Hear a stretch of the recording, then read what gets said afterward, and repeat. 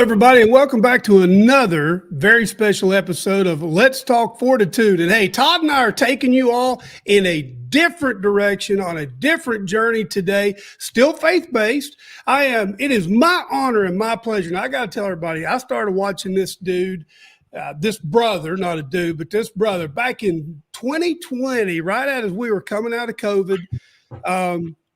We just built our house there in Charlotte, and I was trying to get some pointers on what to do with my yard. And I had started doing a few little yard care videos, and it didn't take me long to realize, John, there's only so much time you can do of doing a recording of cutting your grass. So I'm like, I got to go another direction. So anyway, Jason Creel from the Lawn Care Life has joined us on Let's Talk Fortitude. And Todd, it's good to have you back with us too, brother. But Jason, thank you for joining us. Yeah, thank you. As you're talking, I'm getting my little mini light set up. I just think I'm too dark here. So that's yeah, all right. I'll just talk.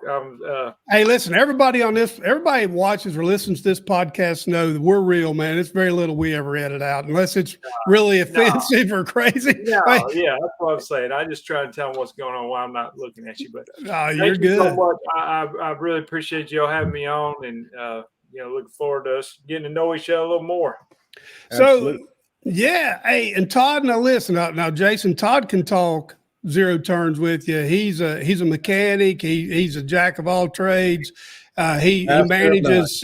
Hey, listen, he feeds feeders for hogs and deer and alligators, and our lights just flickered too. So hey guys, if we do have a bad storm going through here, if for some reason we lose this, we'll reschedule. Okay, and we're not going to edit this out either. But so.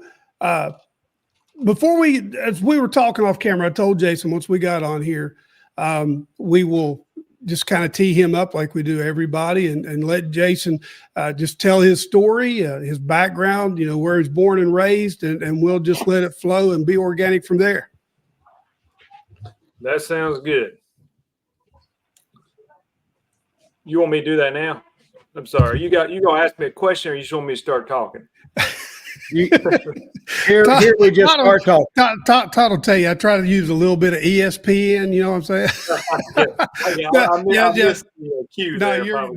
You're good, Jason. I know you're trying to get that life fix. Hey, yeah. So if you would just tell us, just start off and tell us where you were born. Are you originally from Alabama? Yeah. Maybe my accent probably let you know kind of what part of the country I'm from, if maybe not can tell exactly which state I was at. But I'm from the Birmingham area, and that's where we still live today. So as far as relevant to this, I was born here, and I went to high school, college, all that, and did well in school. But then I got out, and I was just kind of at a crossroads. I was in my mid to late 20s. I had done I'll say this. When I was in college, I didn't know what I wanted to do. And I thought, well, I want to do something that has some meaning to it beyond just myself. So I told some people, I said, I thought about joining the military. I thought about being a missionary, or I thought about starting my own business, because I thought all three of those, not that there's anything wrong with working a regular job or anything by any means. But I just thought it felt like it was beyond myself for a bigger cause. Well, as I got out of college, just didn't have a lot of direction. I did well in school, but I got a computer degree, and I really wasn't that interested in that. So I was a little bit I probably had 15 jobs, just to be honest with you. I don't think that's an exaggeration.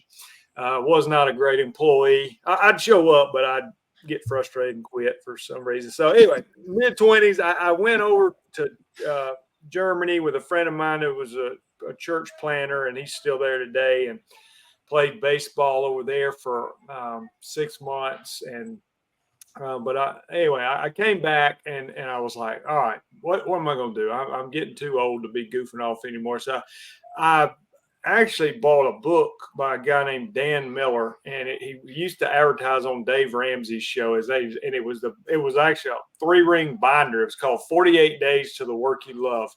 And I bought that book because I was so frustrated. I didn't know how to get a good job. I knew I was I felt like I was smarter and more qualified than some of the people that had better jobs. Anyway, I bought his book. Then I bought this other one, 48 Days to Creative Income. Well, it taught me how to get a job, and I got some more bad jobs. But anyway, the creative income was more about starting your own business, and that got me going.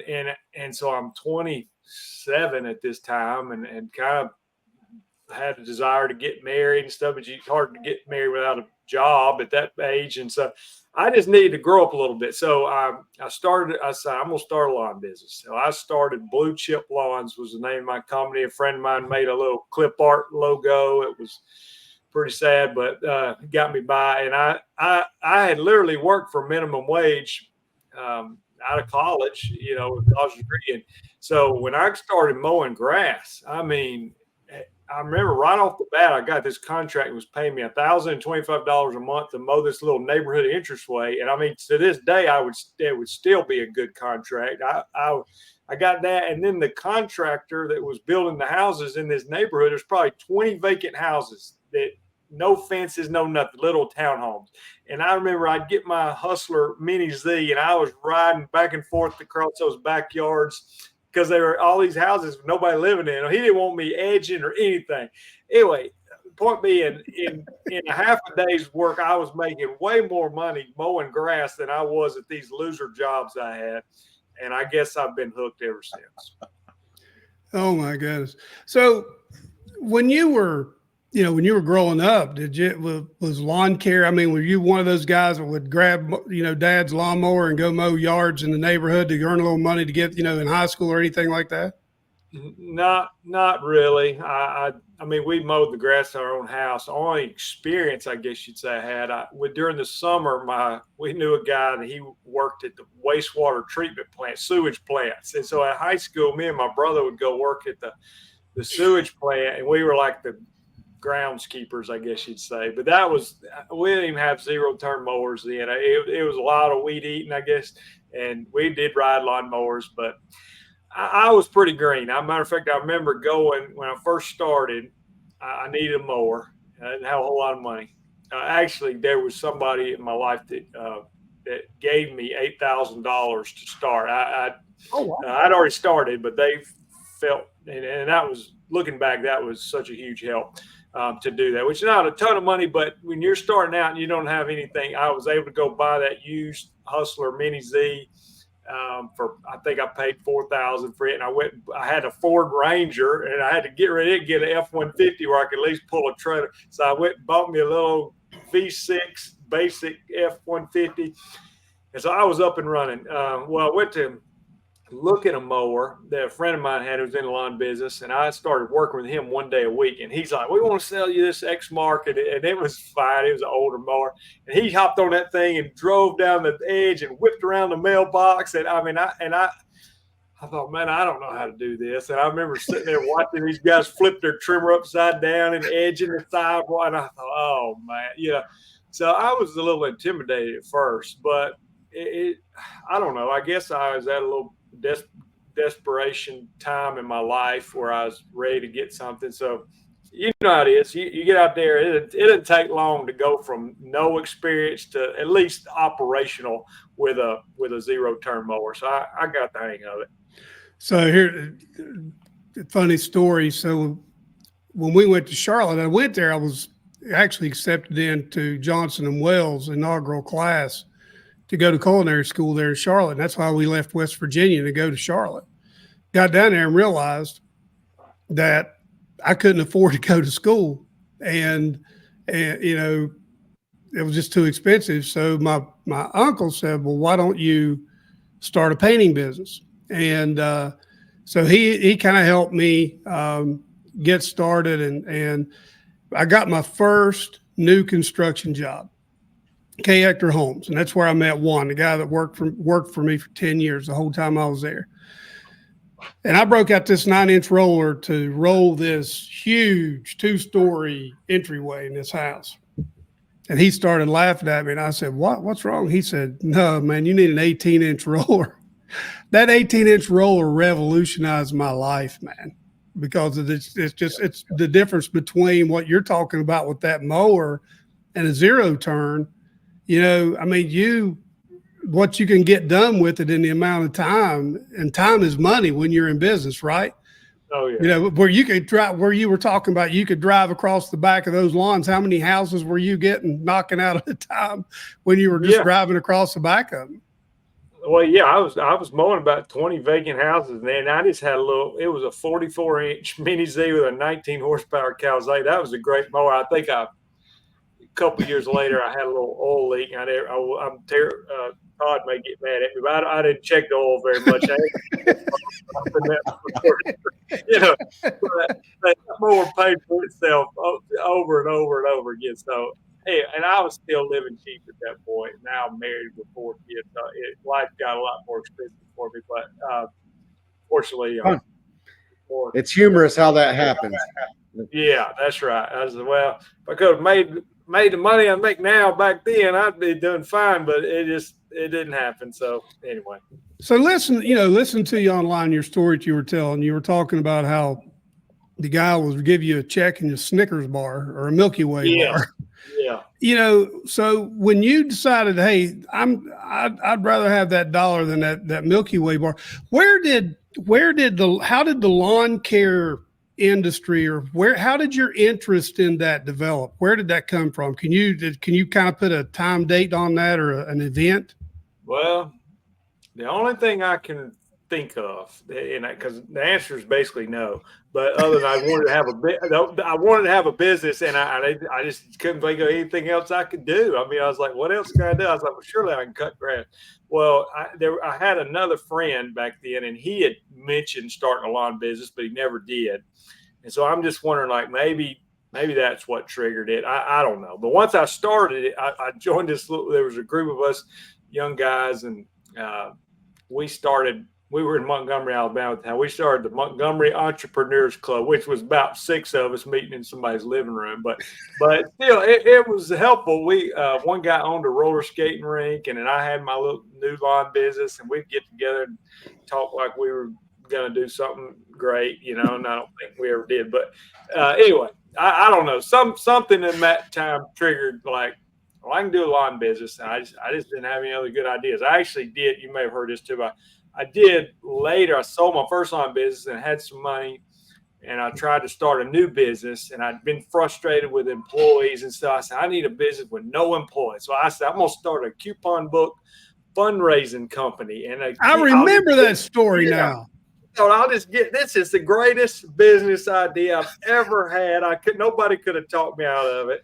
And I wish they would have now. But I said, because I was like, I don't need any employees. I get these kids to go sell a $20 coupon book to their grandmother. I mean, this is the easiest sale of all time. I get $10. They get $10. And so I ended up I printed about $20,000 worth of coupon books. I had coupon books stacked up in my garage.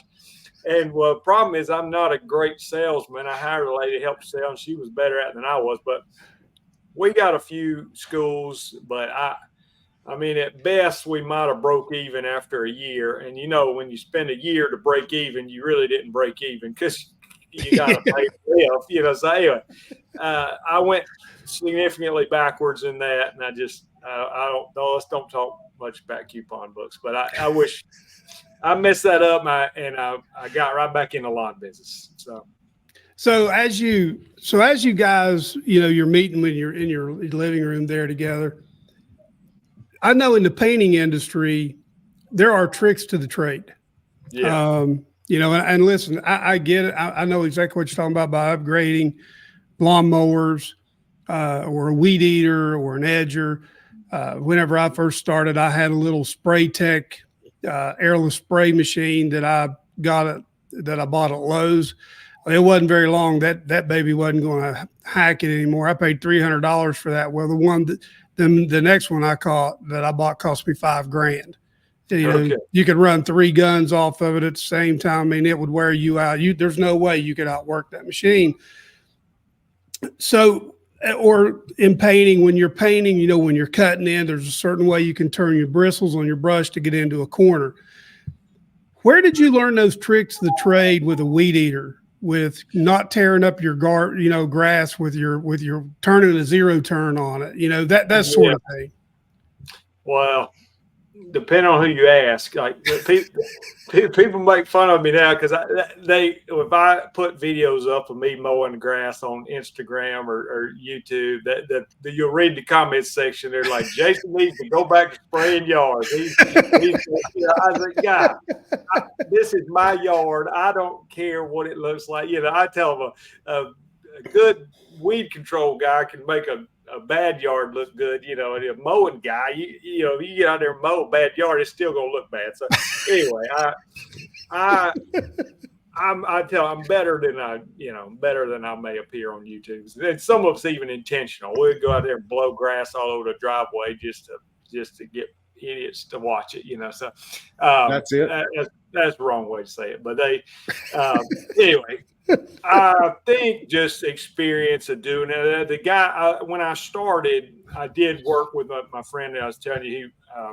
I started working with him 1 or 2 days a week, and then I was a delivery driver at a local restaurant 6 nights a week, just trying to get going, because I didn't want to fail. So, but my buddy, he was short and stocky. He didn't look like he'd be good, but I'm telling you, the guy that worked with him was 70-something years old, and he's telling my friend's name was AB. He's like, AB is the best I've ever seen with a weed eater.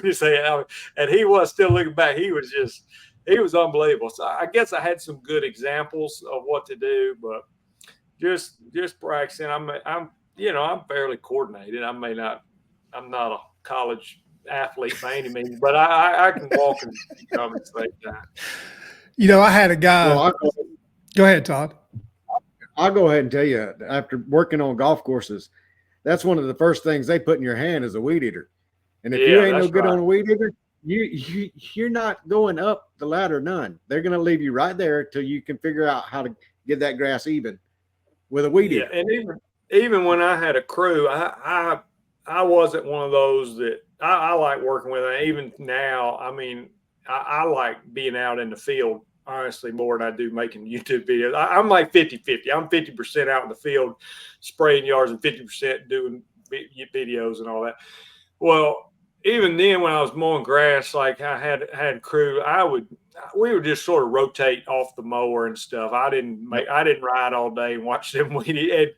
And I kind of took pride in my ability to handle the string trimmer. And I thought, and if it got slow, it got behind, I was like, give me that thing. And, let me show you. So I don't know. I felt like that was a little more skill involved, and I tried to be excellent at that.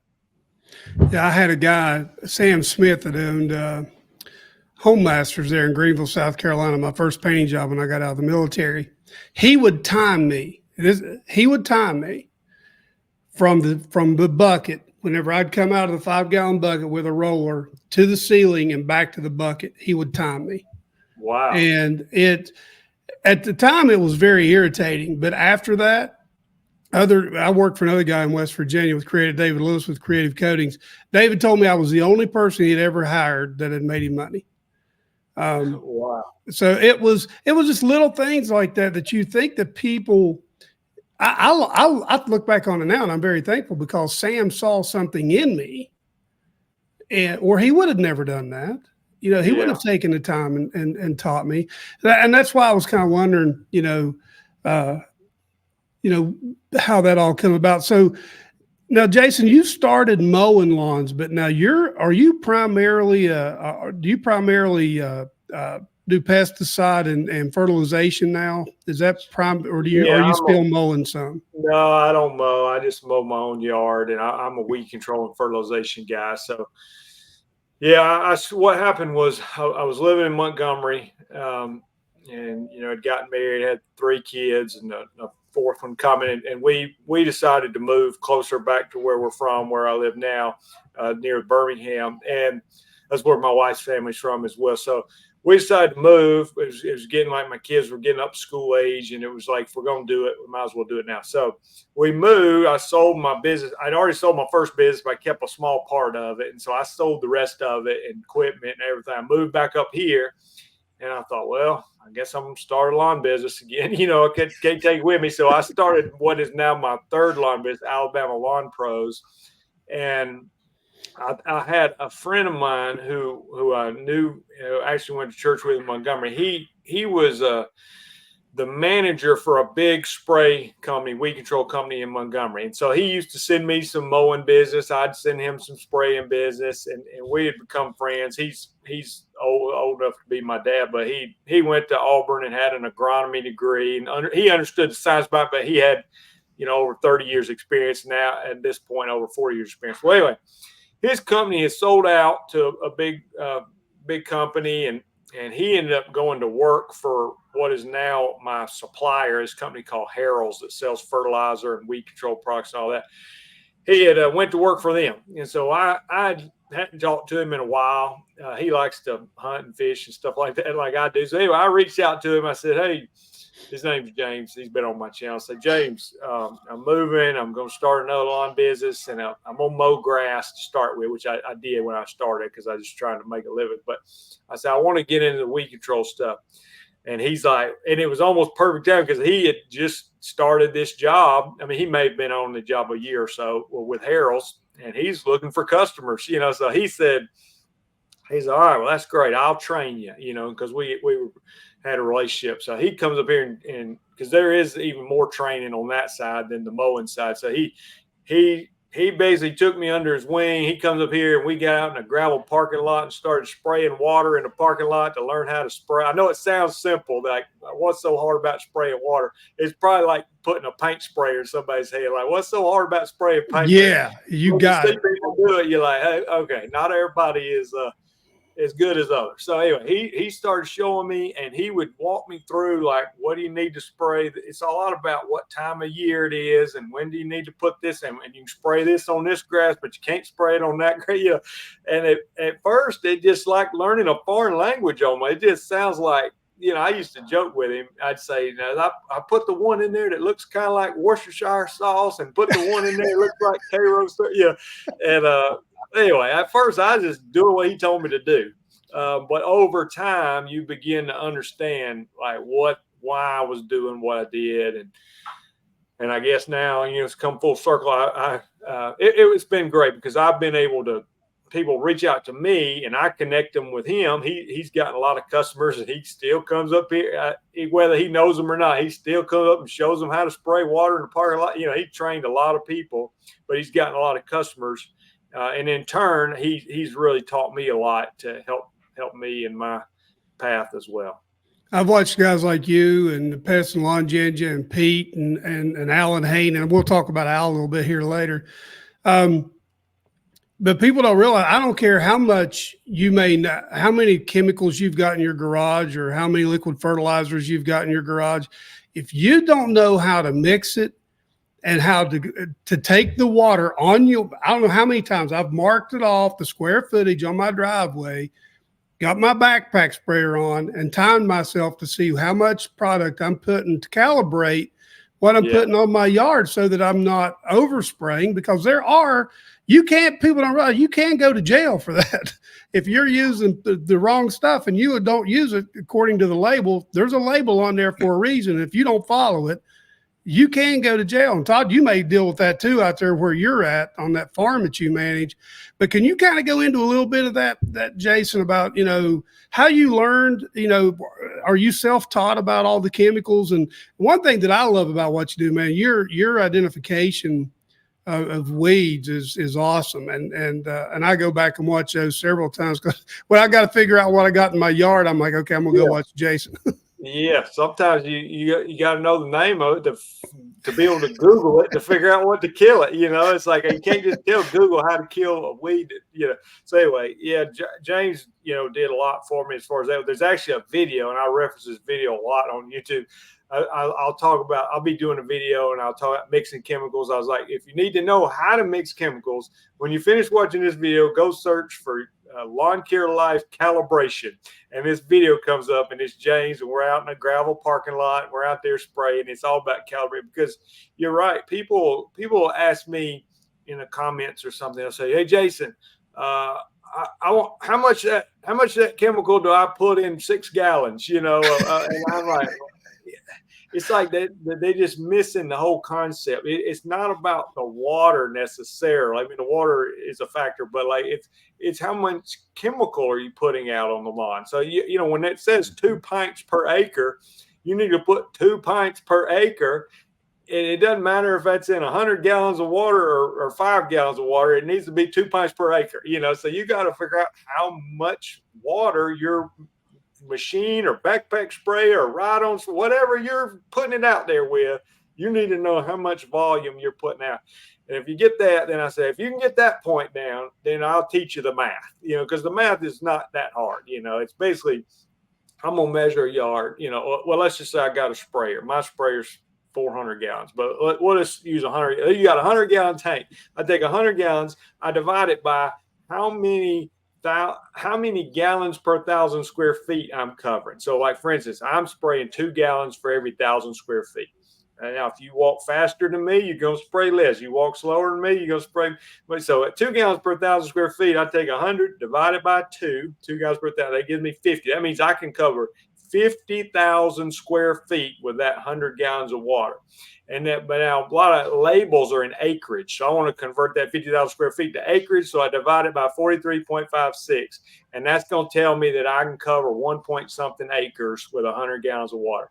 Well, now the product says 2 pints per acre. So I just take whatever that number and multiply by 2. And that's going to tell me exactly how much of that chemical to dump in the tank. And that, I've done that so many times, it may have, I don't know how people respond to that, but that's basically it. And it's not that complicated, but it's not as simple as like, how much do I put in 10 gallons? It's like, well, that depends on a lot of, how fast you're moving. Yeah, that's right. So, and somehow, I'm sure. Anyway, I mean,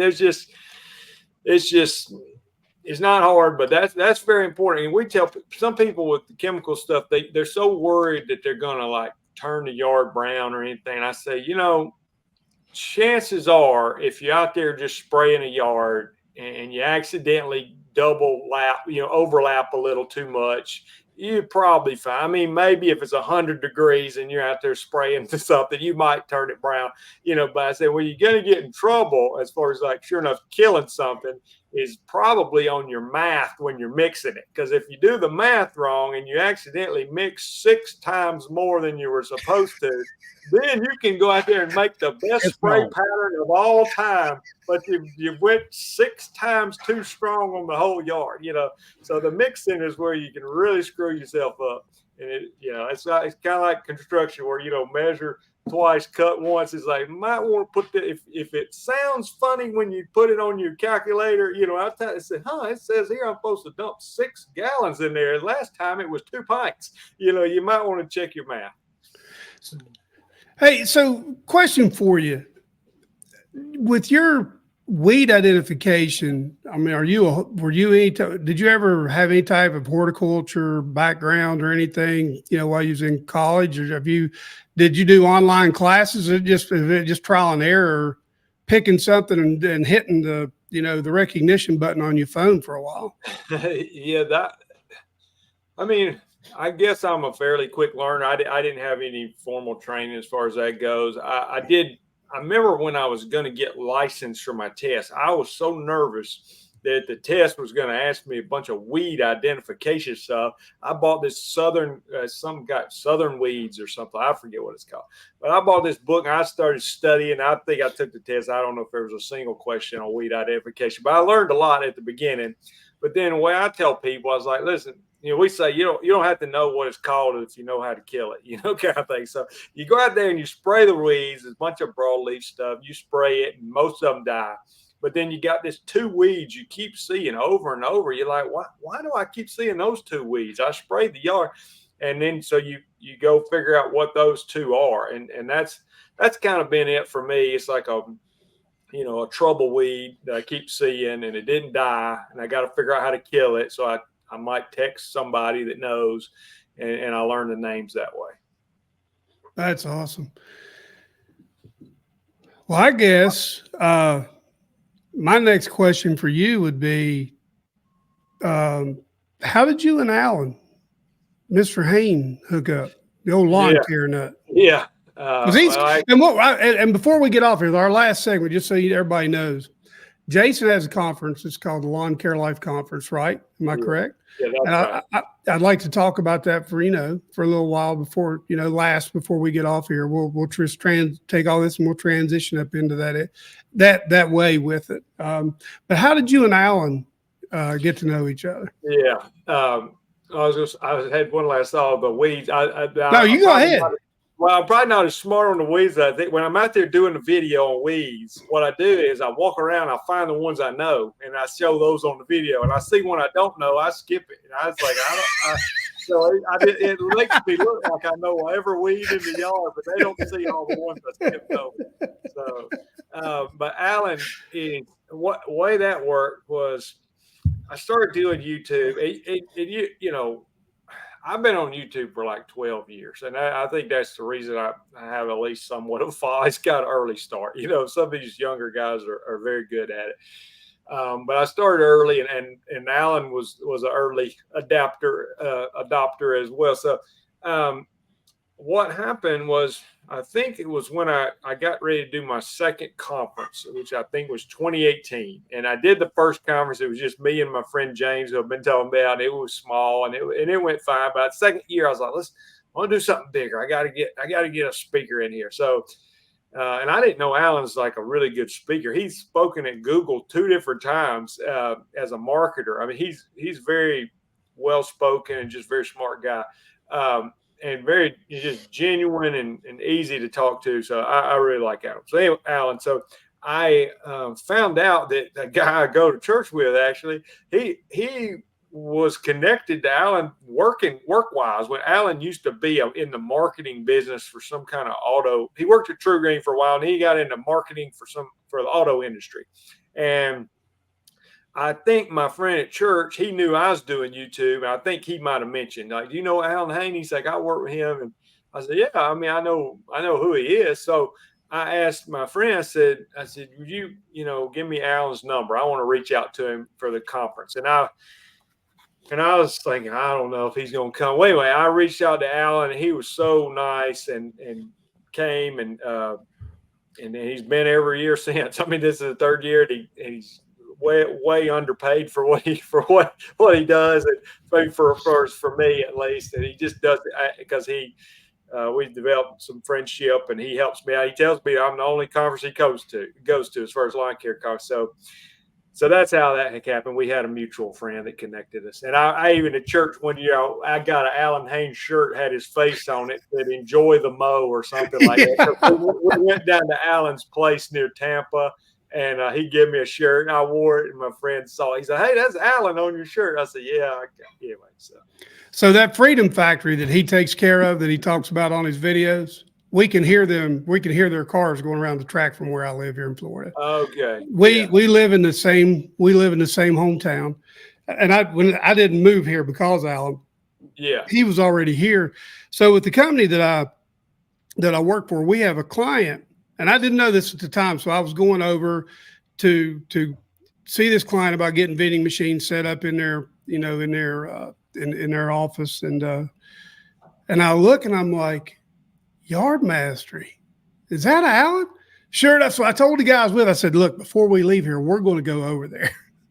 So I went over there, and Brett was there. And when I walked in, Al was getting up, and I'm like, Mr. Hain.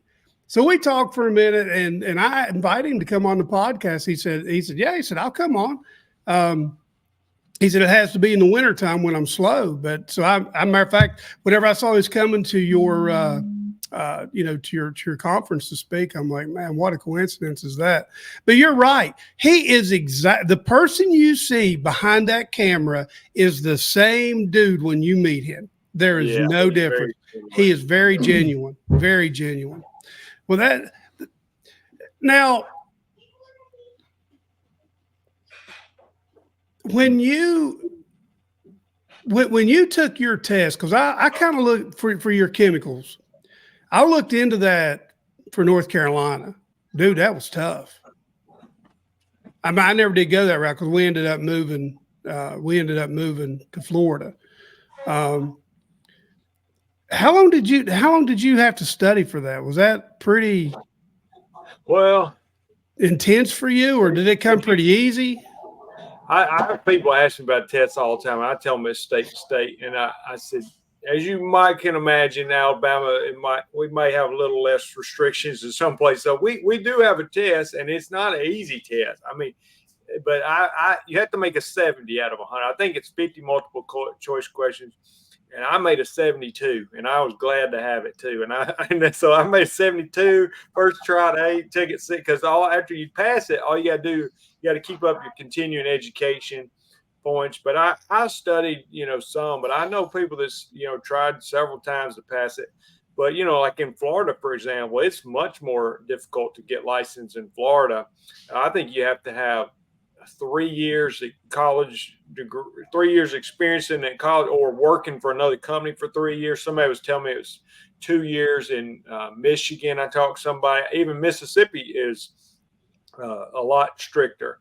But the way I look at that, anywhere you get around water tables and easy access to water tables, it gets way more difficult.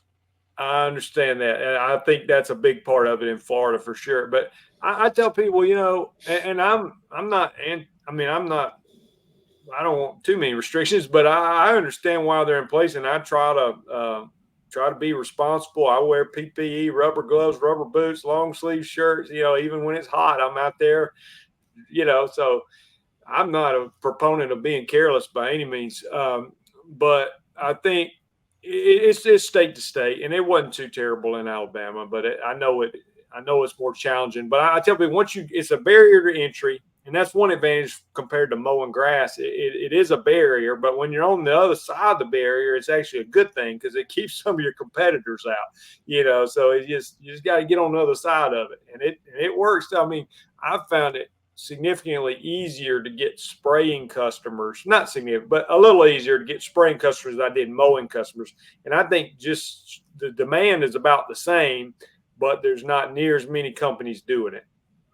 Hey, the live stream that I was watching, I was commenting a little bit that you had that fell on. You guys were talking about logistics. What do your logistics look like? I may not even be using the right word there, Jason. The area that you cover, what kind of distance do you drive, and what do you try? Where do you say, hey, I'm sorry, you call this person? Yeah. Well, anymore, I don't go very far, but I had to kind of decide honestly if I was going to try to grow multiple crews and get big, and so. When I started this third business, it was going pretty well. And maybe 3-4 years in, I had 500 customers, or close to 500, and I went and got a second truck and 2 sprayers. I thought I'm gonna make the jump, because what people say is the hardest is going from 1 truck to 2 trucks. After that, it becomes a little easier. And the spray business is profitable enough where it's more scalable to me, because one person in 1 truck can do pretty well.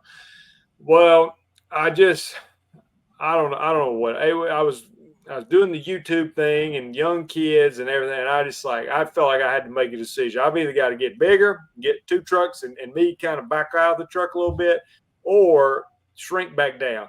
And I had a friend, he was simultaneously looking at growing his business. And so, this is a regret. I had basically hired somebody to help me sell a portion of my business, signed a deal with this broker guy, and he did too. Well, we didn't know the same guy. Well, we didn't know that. I mean, we were friends. Ended up selling it to my friend. We didn't need a broker to do that. We had to pay a big commission to sell it to my friend. But anyway, it was fine. But he was looking to grow. I downsized. When I downsized, I got rid of like the outer customers, if you will, and I really made it narrow. And what that did was, again, I got 4 kids and stuff. I just want to be. I'm not lazy. I'm a very active person, but I didn't want to be working as much as I was, and so it allowed me to do 2 things. I felt like I had a real opportunity on social media and online to significantly grow that from from a monetization standpoint, and I didn't want to do that full time, even if I could afford to. But at the same time, it allowed me to really tighten up my route. And now to the point where I talk about, from my perspective, efficiency is almost more important than pricing sometimes, because Right. I could have a high price and be driving all over town, and I don't want to have a cheap price by any means, but if I can have 25 yards in a neighborhood that's 2 minutes from my house, that's going to make for a pretty good day.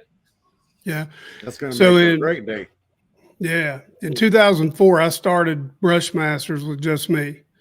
2007, 2008, right before the crash, I had 21, 22 guys, 3 trucks, 3 or 4 crews on the road in Charlotte. And I made less money. I paid more in workers' comp and general liability than I brought home that month that year. And that's when I said, I'm done. I tell you, this is God's truth. We went and got a $60,000 home equity loan, and we ended up using it for workers' comp and general liability that year.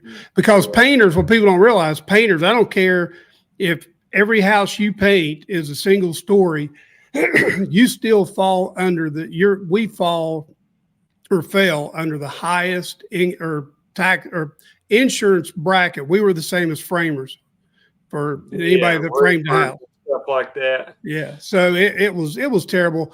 So anyway, I reduced back. I pulled back to just me and 5 guys. I made more money, had less stress. So I get it, man. I get it.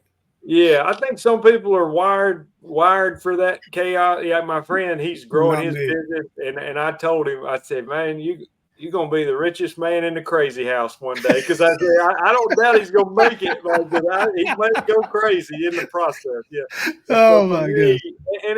And to be honest with you, if I wasn't doing YouTube and had some streams of income, though, I could see myself maybe getting like 2 to 3 trucks going and kind of being, like you're saying, like not big by any means, but just getting bigger than myself. But that might be so. My son's 11. You know, if let's say 10 years from now he shows a real interest in it, maybe we try to grow a little bit. But I guess I'm a little bit of a micromanager. I probably just wouldn't handle it very well.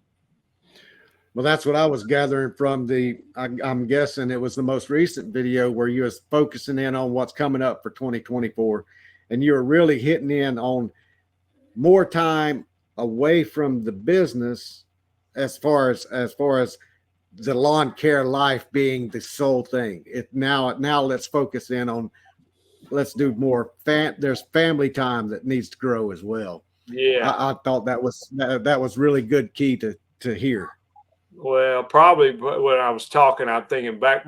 We're trying to take a big family vacation this year. We go on vacations every year, but I mean, we're trying to maybe go out west to the Grand Canyon, all this kind of stuff, you know. And I don't like being gone overnight, just to be honest with you. But it would mean a lot to my kids. So you know, you guys probably know. I mean, it goes by so fast, you know. And I'm not old, but I mean, my kids are from 7 to 13 now, and it's just gonna go by fast. So don't blink, bro. Don't blink. I'm in that second generation where I've got grandkids now. My oldest grandkid is fixing to be 4, and then the baby is 8 months, and it blinks by just as fast when they're grandkids as when it was the kids. Yeah. And you can always, as self-employed, you can always find a way to make more money and stuff. And that's, you know, I'm very motivated that way, but I also have to have some checks and balances, so I don't just do that all the time, you know. And so it's, even though I don't necessarily want to take a vacation and be gone that long, it's probably for my own good that we do so. Yeah. I'm sorry, Todd, go ahead. No, I was fixing to try to go towards that point of the conference, and what does that look like, and where is that hosted at, and the facilities, what all goes on with the conference that's coming? Yeah. So when I started a conference several years ago, I'm not a social person too much, but my wife is. My in-laws are in the wedding business. So they do anywhere, maybe close to 100 weddings a year sometimes. So they got maybe 80 acres and 3 venues and all this. So I had a real built-in advantage when I did the first conference because we could use their venue for basically for free. Well, I mean, I pay them now, but they were very generous at early on. Where if you're going to put on your own conference in some big city, you got to go rent a hotel and all. It's very expensive. So I didn't have a lot of risk involved. And the way I started, we went to this we homeschool some of our kids. I went to this homeschooling conference in Atlanta years ago with my wife. I was bored out of my mind. I thought this is the most boring thing ever. And there was one seminar that was something about entrepreneurship or something. And I went to that and I thought, hey, this sounds like the best thing they've got going here.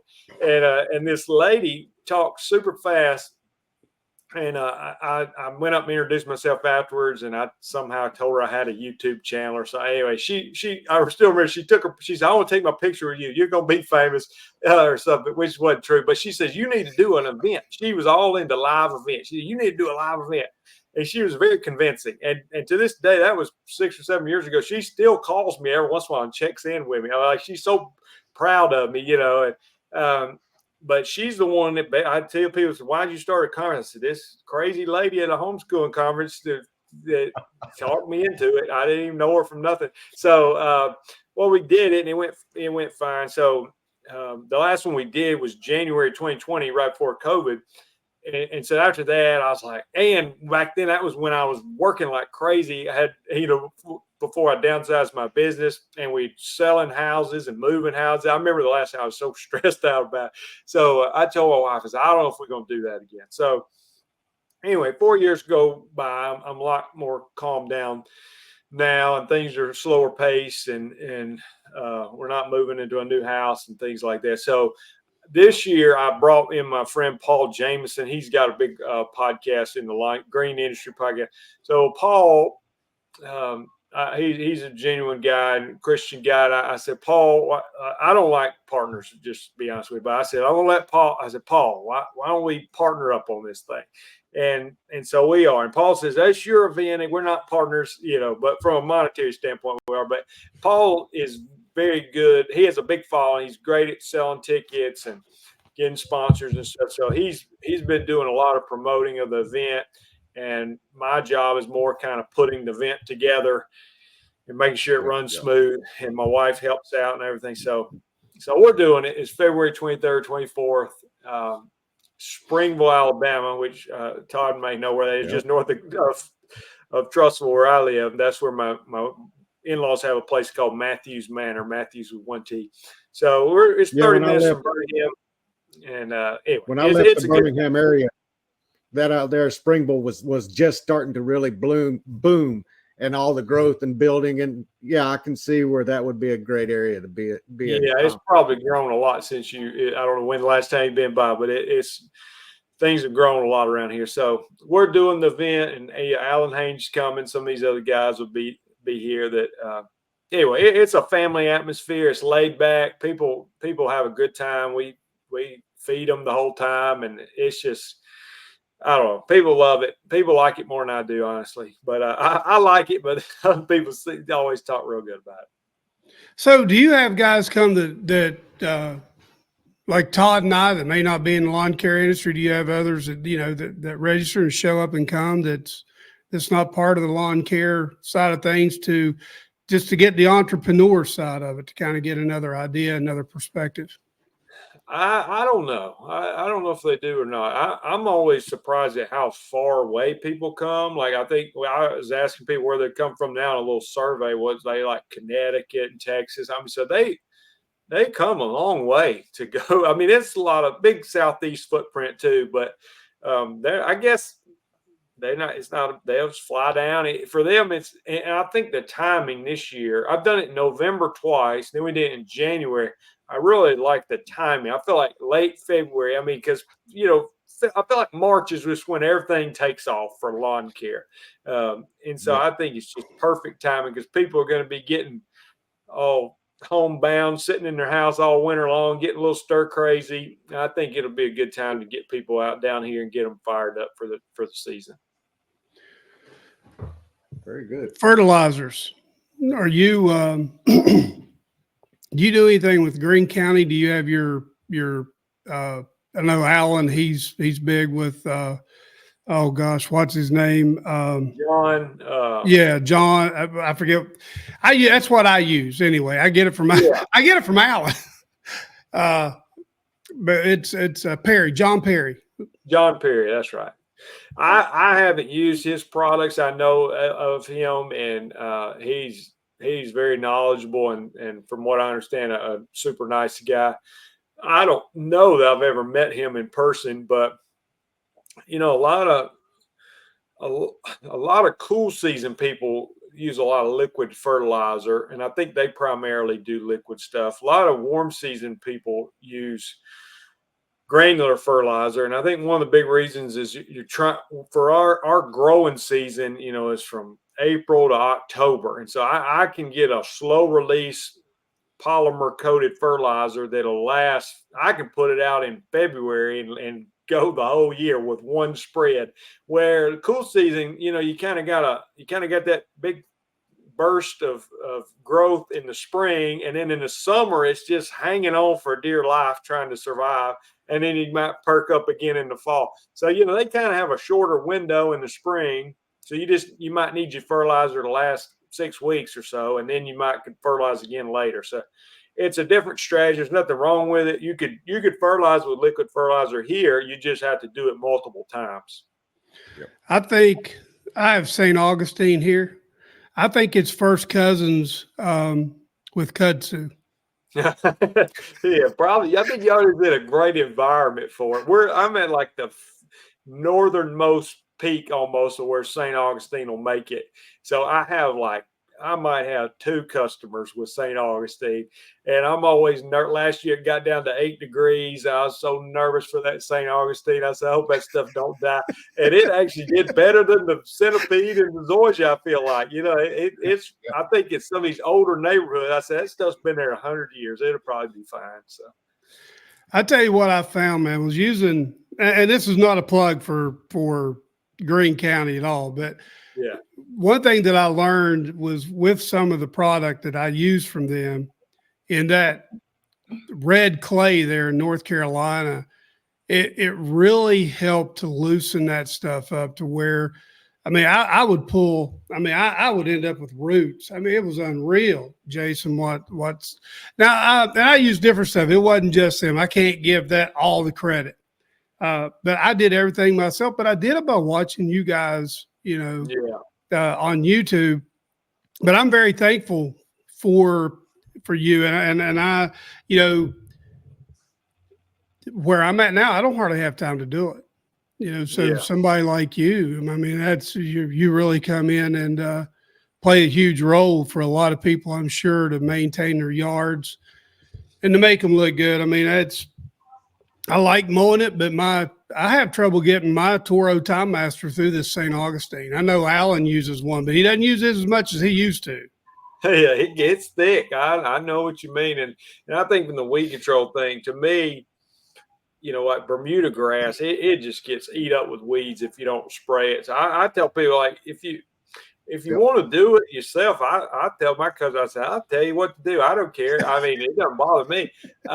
It's not, but you're not going to save a whole lot of money. I mean, I go out there, like, for instance, I'm using Spectacle Flow, which is a warm season chemical. It's $2,100 a gallon, you know, so what homeowner is going to go out and buy that? Now you can buy a smaller jug, but you're actually going to pay even a higher rate per your yard. You know, so like what, you know, I mean, you're still going to pay $300 something for that, for something that, you know, this homeowners, again, the ones that want to do it, that is fine. If they enjoy it and want to be full on in the process, I'm all for them, and I'll tell them what to do, you know, but it's not a big money saver in my opinion. I don't think that's by the time I bought my Flow Zone backpack sprayer, By the time I bought my prodiamine, my tenacity, your surfactants, by the time you buy everything, you're like, my goodness. But for me, I enjoy doing it because it was great exercise, get out and walk my yard. Yeah. But if you're doing it to think you're saving money, it's almost like changing oil in your vehicle. Now you're really not saving a whole lot, I agree. So, but anyway, that's where that's at. Brother, hey, look, man, I thank you. Is there anything we didn't hit that we missed that you were? Oh, I have one more question for you. We've got about 5 minutes. One thing that I wasn't living my life the way that I should have when I had my business. We had resigned a church in West Virginia. I'm a West Virginia boy. I'm an old West Virginia born and bred boy. Okay. My dad was a coal miner for 36 years. My family coal mine. My grandfather owned a coal mine on my mom's side. And when I look back on it now, I wish that I had been, because I wish I could have. I believe that if I would have applied godly principles into my business dealings, things may have been a lot different for me. Have you found through the years? I mean, do you purposely try to put godly principles in on yours? Is it something you consciously think about, or just try to make sure people think it's always easy to do the right thing, but it's not always easy to do the right thing. Well, yeah, I think, and I don't want to, we talk before the show. We're sinners saved by grace. So I'm amen. I'm with you. I make mistakes today, like daily mistakes, and so I still need lots of grace. But yeah, I do think there's a difference in trying to operate what would a Christian look like operating a line of business versus non-Christian? I mean, it should have some difference in the way you treat people, whether it be employees or your customers. And I think another area, I was talking to a friend today about this, and he was just saying, just a view of it from a Christian perspective. Okay. So I'm just going off on that side of things. Yep. From a Christian perspective, it's about God's kingdom. Okay. So we're like, and God is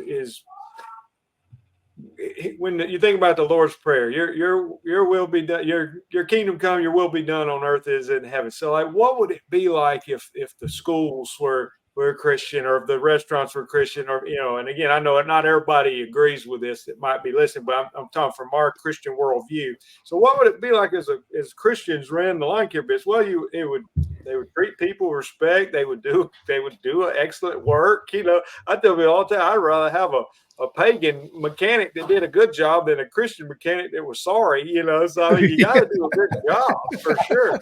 But I think the other thing it has to do, for me personally, what it has to do with kind of my motivation, why I do what I do. Like my goal, even on being on YouTube, it's tricky because I am my own product. Basically, I'm trying to brand myself to grow my brand. But you guys understand, it's like, it's not about me. Like if I had a million followers, that doesn't, at the end of the day, what does that matter? So you're trying to help people. And I think a lot of times where I can need to check it from my own life is financially. We talk about taking a vacation. Like sometimes I don't want to spend that money on a vacation, So, but financially, as my income has grown over the past few years, does that money grip my heart, or does God still have a hold of my heart? And then sometimes I can tell that am I hoarding all the money? I mean, I'm saving for the future. Amen. I promise you. Yes. But at the same time, we give away a significant amount of money, and because it's the ultimate view is that it's really God's money and we're stewards of it. So it's just the perspective. I'm not saying a lost person wouldn't go out there and do a great job mowing the yard. I think they would, but they might be doing it for slightly different reasons. So right. I would just word it like that. I had there you go. When I was in West Virginia, I had a mentor. I worked for him, actually, David Lewis. I was talking about him earlier from Creative Coatings. And one of the things that I always applied to my business, I wasn't as active. Christ still guided my life and stuff through that period of time when I had my business. But there was some other things family wise that I probably would have done different if I was applying things biblically through my business, spend more time with my family. But one thing that David always taught me, he always said, and I'll never forget, that he said, if you better make sure you do right and take care of and love and treat with updue respect is widows, the elderly, and single mothers. He said, you do those three correctly. You do those right and with respect, and you help them, your business will never suffer. And he was absolutely correct. Yeah, I try. Sometimes I'll talk to my wife about this a little bit. I'll say, and it may be within my business or it may be outside of my business. But I said, entrepreneurial driven people, it's a blessing and a curse. The downside of it is it's so hard to turn it off in your mind. I wake up and I'm thinking, what video can I do, or what can I do for my, what can I do to make money today, or what can I improve on? It's very hard to turn it off. And I tell my wife sometimes, I said, sometimes the best thing I can do is to go do something for somebody else that doesn't make me money, because it gets and people, all kind of people, that's not putting me up on a pedestal. All kind of people do stuff, and I've been helped so much. But you know what I'm saying? It helps remind me that my total existence on life is not just to make money, though I work hard to try to do that. But you know what I'm saying? And that might be helping them with their lawn for free, or it may be going and volunteering and doing something at the church. Or we went and put up a mailbox for a lady who needed a mailbox, but that we got around and I said that, and taking my son with me or something like that. It's one of the, it is because I tell you, it's so easy to get sucked in that today I exist to make the most money as possible. And that's my main goal. And I hate that feeling. I hate that, even though I like to make the money, it's just hard to turn that off sometimes. Well, one of the things, Jason, that I want to compliment you on, being a former business owner, I get too very well. I get it, is when you'll make the videos about, hey, I got fired today. Yeah. But it's how you handle the situation that makes what the video, it's the way you handle it and you explain it that you handled it that carries the impact of those videos. Listen, I've come, and I don't want this to sound bad, but I've come home many a day and told my wife, I said, my mouth tastes like feces. And she said, what are you talking about? I said, I have kissed so much butt today. I mean, it's just, but that's, I had a lady that I worked for in Charlotte. I'll finish up with this. And when her son took me in and I gave the bid, and this was a very wealthy lady, and I love her to death to this day, but she took advantage of me. And she would call me and tell me to come and get my stuff. She would fire me about every other day. And finally, my wife said, you go get your stuff, you go get your ladders, and you bring them home. Right now, you're done. And I said, no, I'm going to finish this. And when I finished that, I ended up doing business for just about everybody in their family. Wow. And it was, I got to tell you, to this day, I feel really good that I did that. And I stood by, even though I was done wrong. I gave somebody my word that I would do something, and I did it. Yeah. And so when you talk about those videos, Jason, or talk about those times in your videos, that carries a lot of weight with people, because there's people out there that deal with that and need to hear the stories like you and I are talking about now. And if you want, all you got to do is Google or go to YouTube and type in, lawn care life, I got fired today, Jason Creel, and it'll come up. Yeah. And he'll tell you about it. I mean, he's very transparent with his business and the happenings. And but I just want to say thank you for sharing those. Yeah, well, Absolutely. You guys are great. I appreciate what y'all are doing, and glad to meet you. This has been an honor to be a guest today. Buddy, you're on my lawn care bucket list to get on my podcast, and you have been for some time. And you know, I told Jason when we got started, Todd, I said, when I reached out to him, I said, buddy, I'm just a small time dude. we don't even have a grand subscribers right now. He said, I don't care. I'll come on your podcast. Well, he give me a shout out on his live stream, man. I'm like, hey, this guy is for real here. A very good mentor to both of us. Tells us all the time, every story matters, and there's somebody that needed to hear the parts that you were talking about because that was where they were struggling, and it's just that simple.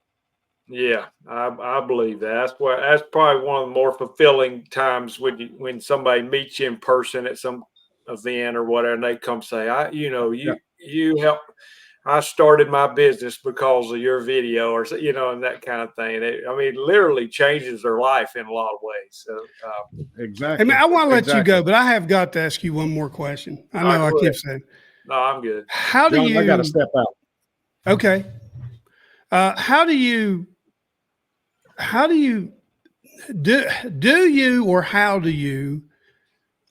keep from watching the views or the subscribers? I mean, was there a point that you come to that said, hey, I just have to stop ignoring this? Well, I'm definitely conscious of it more, not necessarily for my ego's sake, I don't think, but in your audience is telling you what videos to keep making, so sometimes I make a video and it just, I think, oh, this is great, but it doesn't give me any views. I think, well, they didn't like it. So, but to me, it's always been a balance between, I can make stupid videos that might get a lot of views, but I don't want to do that, but you can make real great, helpful videos, but it might not be something that appeals to a very broad audience. So to me, it's always been trying to find that balance. I don't think I've done it great, but trying to, and if I could, I want to fall more on helpful videos that don't waste people's time, even if they get less views. But there is a very real sense in where I've got to look and see, okay, that video got 150,000 views. I might try to do something similar to that, where this video got 500 views. I might not ever do that again. Yeah, I gave mine over. I gave my podcast over to the Lord, and I said I can't, because I was getting so wrapped up in it. Why is nobody? Because when you're small time, man, you're trying to bring guests on. Yeah. A lot of times people just don't. They're so busy. They're already, they already have their thing going, and so that's why I'm so appreciative of guys like you, that a fellow believer who is remembers where you come from. What I'm saying? Or you haven't forgotten, what it was like to be at the bottom. Yeah, and we're doing good, man. I mean, we're getting some great response back from what we're doing. This is definitely a huge 180 degrees from what we've been doing. And it's refreshing, isn't it, Todd? That's it. Because it can get heavy, brother. Some of the stuff we talk about can get heavy. Yeah. I think as far as this podcast, and you almost have to enjoy doing it, and then there's some business strategy to it and how to make money. But if you don't enjoy it, it's because it can take a while sometimes before it starts paying off. And so anyway, but you guys, I'll just compliment you. Y'all are very natural on here, and I don't know anything about how many followers you got or anything like that, but y'all are natural, and you seem like you have a good time doing it. So I would say, keep going and learning and how other people do it, and how there's strategies and things like that. But so hey, real quick before we go over here, tell everybody how they can give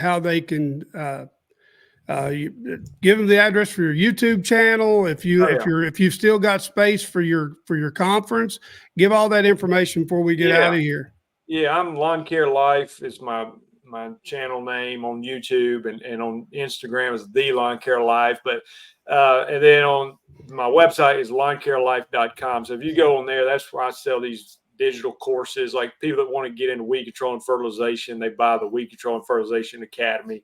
It's for people with warm season grasses that want to start a weed control business, stuff like that. But there's also on lawncarelife.com at the top of the page, there's a link that says conference. That's where you'll go register for the conference. It's limited to 300 people, and registrations are going great. But from past, it's like I think over half the people sign up in the last month. They wait till the end, which is expected. So, but we're excited, but that's how you can find me. Well, we'll be praying for you, brother, that thing get filled up. And maybe sometime when Todd and I are rolling through Alabama, we'll give you a shout. Maybe we can stop and grab a cup of coffee or a burger or something. I'd love to shake your hand and meet you in person. That'd be great. I'm not too far from Birmingham, so Todd knows where I live. Oh yeah. I know the area very well. Yeah, that's right. Hey, Jason, don't roll out. Give me a minute and a half after I get us out of here, and then I'll let you go. Hey, everybody, real quick before we get out of here, go to Forerunner Productions on YouTube, forerunnerproductions.com. If you want to go to Chad's website, forerunnerproductions.locals.com, and you can find out more about the film industry. I got the guy, my youngest, who does this. He's married, but film industry. I mean, he's working on a film here in Florida right now. It's crazy. But anyway, we love you guys, and we hope we'll see you in the next one.